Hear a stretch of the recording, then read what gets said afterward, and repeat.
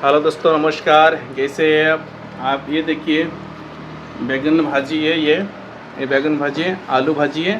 ये तोरी के सब्जी जो हमारी गुड़िया खा रहा है। ये रहा तोरी, वो लड़का खा रहा है, ये हम खा रहे हैं। तो आप क्या खा रहे हैं, एक बार कमेंट करो। आप क्या खा रहे हैं, एक बार कमेंट करो। लो, मुझे थोड़ा तोरी देना इसके अंदर। लो,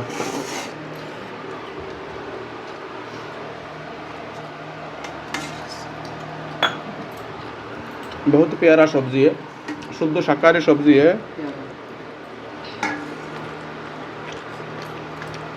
बहुत टेस्ट लगता है इस सब्जी, गरम गरम चावल के साथ ना बहुत मज़ा आता है। ये देखो तैयार है। बहुत मज़ा।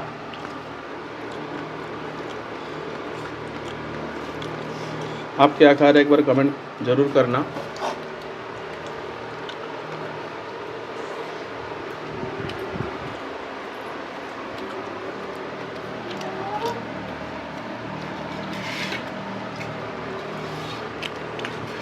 आप मुझे कहाँ से देखते ज़रूर बताना।